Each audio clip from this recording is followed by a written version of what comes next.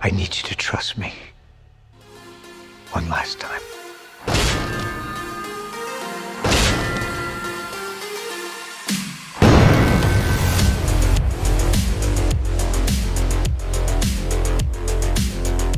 So, as of this recording, I just got back from the theater after having watched the final Mission Impossible movie, at least the final one starring Tom Cruise, The Final Reckoning. Now, here will be my short, yet still spoiler-free section of this review. Going into The Final Reckoning, I actually wasn't too excited for this one given how I just don't like Dead Reckoning, okay?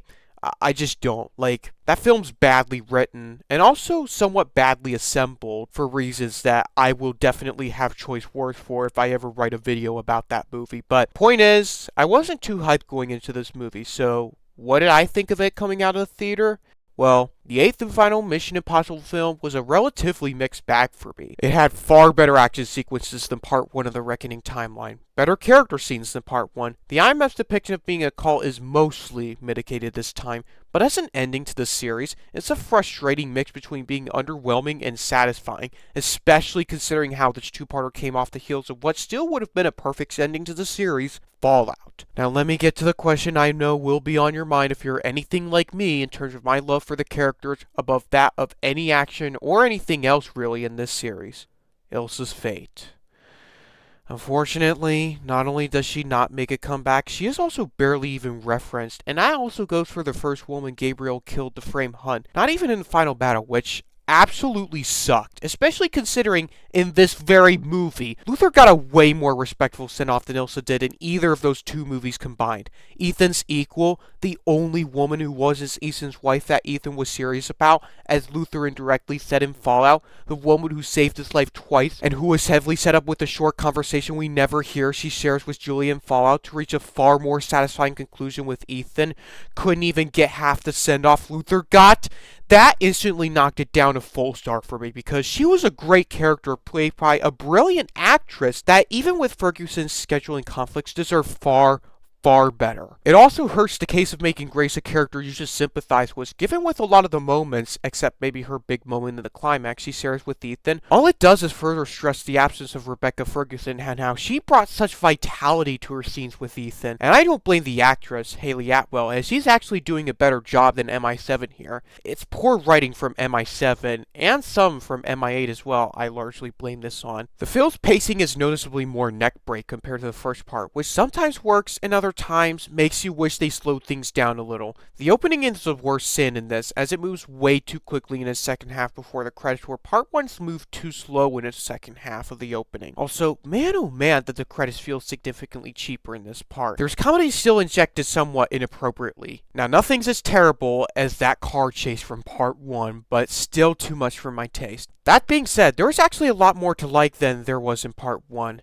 Erica Sloane's role in this movie and how she's characterized is actually so well done, I actually almost wish it had a presence in part 1 as well, even with how bloated that movie was. Because, for once, her role in the story and how she returns from Fallout did not punch a hole into Fallout's beautiful ending, unlike the several holes punched by a certain other movie. The rabbit's foot from MI3 making a return appearance was also really neat, though it begs both how Gabriel knew the logistics of what went down in that scene, and also kind of why they couldn't have also had Lawrence Fishburne's character make a return appearance. Also, the action sequences don't blatantly cheat this time, or at least cheat in ways obvious on first viewing. And two in particular, the submarine scene and the plane finale, are actually the sequences I felt were done by McQuarrie and not a new director, given how absent his style from Rogue Nation and Fallout is in the Reckoning 2-parter. The members of the team are actually pretty good, if a little underdeveloped thanks in part 2 MI7. And though I still don't buy Gabriel as being that much of an antagonistic equal to Hunt, there's actually somewhat of an improvement in terms of his menace this time, which makes me see how him being a Belloc-like nemesis for Hunt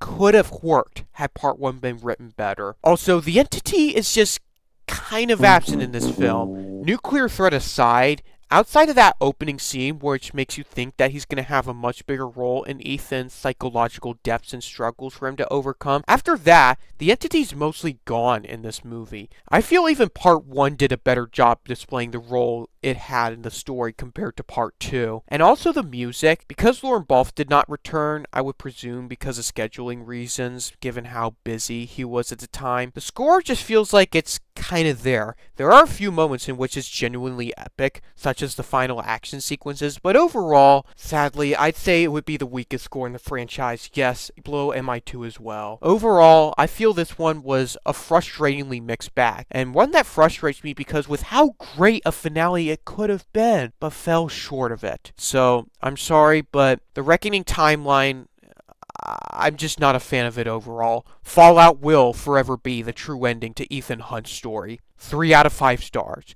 Also, I have a Letterboxd account, so feel free to check that out as I post movie reviews as well up there, and I've been trying to build a list of ranking films for 2025 as I move forward into the rest of this year. And I was also able to pick up the cool poster they were offering at the IMAX screening that paid homage to the first film. So there's that was also really neat about the screening I went for this movie. It's also worth noting that I had a actually relatively packed theater when I went to go see this film, and they applauded at the end, which was really cool to be a part of that experience overall. So there's that I just wanted to give a quick little note to. Also, the videos I promised I'd be working on. Sorry, I've been having a lot going on in my personal life as of right now, and I've just still not fully recovered from all of that. And I think I might just take a good chunk of the rest of this month to just kind of recoup. So there's that to look out for. Now, what did you think of the Final Reckoning?